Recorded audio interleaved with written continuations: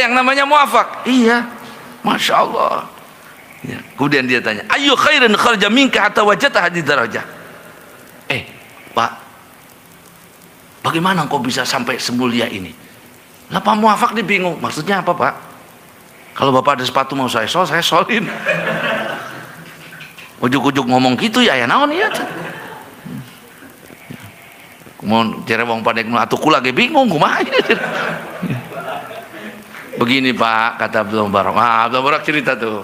Saya habis pulang dari Mekah melaksanakan haji, tidur ceritain semua tuh. Oh gitu. Ya. Beliau cerita, kuntu arjul hajja walam amkan. Bagaimana Anda tidak datang ke Mekah, tapi orang di Mekah semua diterima hajinya gara-gara Anda diterima hajinya. Mensyafaati 600.000 orang yang berangkat haji. Hebat amat. Coba gimana ceritanya? Begini ya, rekam. Saya itu pengen berangkat haji dari dulu. Tuh. Orang tuh kalau nggak punya pengen berangkat haji bahaya matinya. Fal Yahudian atau Nasranian, pilih jadi orang Yahudi atau Nasrani. Mau haji mau kepengen, ya Allah saya pengen berangkat haji pengen. Minta sama Allah. Kedua, doamin surat tanah, cepet tuh berangkat haji tuh. Ini mau Pak pengen berangkat haji, enggak lah, takut saya mau. Mau berangkat haji ya pengen, mau diampuni dosanya. Akhirnya apa? Katanya, saya pengen berangkat haji. Setiap hari saya nabung sampai fasol tuh salah samia dirham min khasfin nali. Gara-gara saya ngesol sepatu itu, saya terkumpul uang 300 dirham. Cukup ongkos lah, udah. Tuh, 35 juta. Wa qasadtul hajja fi hadzal am. Dan saya udah niat tahun ini saya mau haji. Tahun di mana beliau tidak berangkat haji, di mana Abdul Mubarak berangkat haji. Ya. Wa kanat imraati hamilan, istri saya lagi hamil. Ya. Fashammat rihat ta'amin dari jari. Istri saya lagi hamil, begitu lagi hamil mencium bau makanan dari tetangga sebelah. Bah, enak amat bau makanan ini, Pak. Biasa orang hamil kan banyak tingkahnya, Pak. Enak kali makan ini. Ngidam kan, jadi kalau nggak diturutin nanti istrinya ngiler. Padahal dibohongin doang laki nih kan. Tanya sama dokter, nggak ada urusannya sama ngiler. Tapi ya nggak apa-apa Bu, ibu-ibu yang hamil, mumpung lagi hamil, banyaklah minta sama suami. Fasammat riyatu amid dari fastahat dalik. Akhirnya, bah, pengen makanan ini. Ya udah kita nanti beli, baunya rabek ini. Ya udah nanti kita beli kambingnya, dirabek. Nggak pengen beli mah. Ya udah nanti beli di warung banyak. Bukan nggak mau beli mah di warung mah. Pengen yang saya cium ini baunya nih. Mau ngidam kadang minta aneh-aneh Pak. Iya. Coba ada orang ngidam pengen manganin dur sumur kan ruwet Pak. Sumur dulu kan bulat begitu. Pengen nangkring di sumur. Masya Allah. Kegawan bayi kan mau kegawan bayi. Lah bayi ini suruh sumur. Pakainya anak kita ini ngidamnya pengen anu deh. Samsung itu yang Note 20 itu. Oh bayi ini kok berusaha Samsung ya.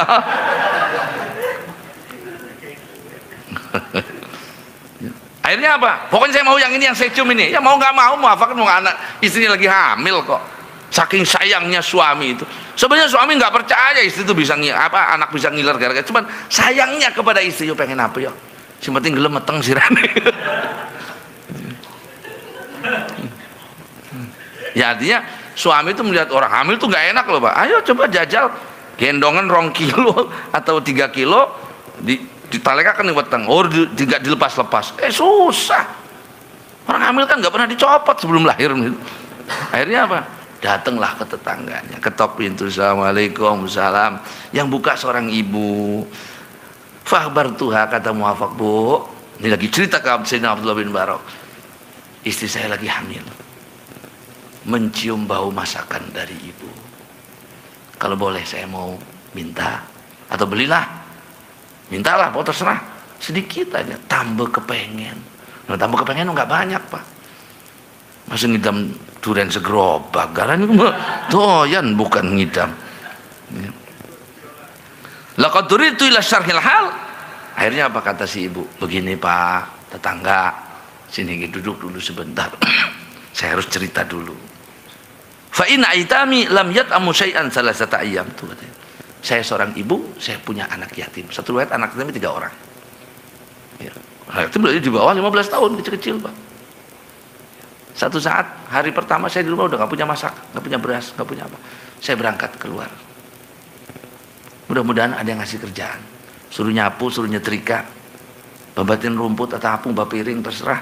Yang penting saya dapat upah. Sampai sore gak ada. Pulang tuh si ibu nangis, mikirin anak yang di rumah. Kata anak yatim, Bu, dapat apa? Ya. Hari ini ibu belum dapat kerjaan, nak, sabar ya. Dikasih minum sampai didongengin segala macam, udah turun dari kalingan, tidur anaknya. Besok, Allahumma ya Allah berikan saya rezeki, keluar lagi nyari kerjaan. Keliling kampung, siapa tahu ada yang nyuruh konaput lah, mana kelapun, tapi penting saya punya uang buat beli beras. Sampai sore nggak ada. Dia ingat anaknya di rumah. Kemarin sudah nggak makan, hari ini nggak makan lagi. Akhirnya apa? Ambil batu Pak, di jalan diwadahi plastik. Lihat ibunya nenteng batu, kata anaknya, oh ibu bawa makanan. Iya nak, tapi masih mentah. Kalau beras belum dimasak, tunggu ya dimasak, digodok ke watu. Lewat tuh digodok kapan empuke Pak.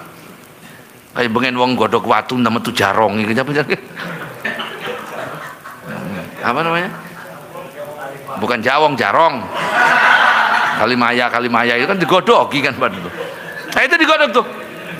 Kata anaknya, Bu belum matang masakannya. Belum nak, sebentar lagi. Sampai anaknya tidur lupa makan. Waduh. Hari ketiga dia keluar lagi. Tuh bayangkan susahnya kayak apa. Itu ada, ya ada itu. Begitu sore hari dia, itu sehari keliling, nggak ada yang ngasih kerjaan. Sore hari dia udah orang dewasa 3 hari nggak makan, kelenger. Apalagi ini anak, si ibu nggak mikirin diri, ya mikirin anak yatimnya. Di tengah jalan dia melihat bangkai keledai mati, himar atau kambing mati, banyak uletnya. Dia langsung ingat anaknya. Diambil tuh bangkai kambing, dibuang yang ada ulet-uletnya tuh. Pedos tabrak motor. Diambil daging yang bersih, dibawa pulang, dimasak. Ya. Faqatatu min qit'atan wa tabaqtuhu fa huwa halalun lana. Jadi yang saya masak ini bangkai. Buat kami halal karena kami tidak makan 3 hari. Buat yatim saya halal, saya tidak makan 3 hari. Tapi haram buat kalian, kalian ada makanan. Kaget muafak Pak. Ya Allah, pulang ke rumah. Dibuka itu celengan hajinya 300 dirham. Dipecah. Dibawa, Bu, gunakan ini untuk kebutuhan yatim. Maka ada hadis Nabi, luqmah fi batnil ja'i' khairum min bina alf jami'. Satu suap engkau masukkan ke dalam mulut orang yang kelaparan lebih baik daripada engkau membangun 1000 masjid.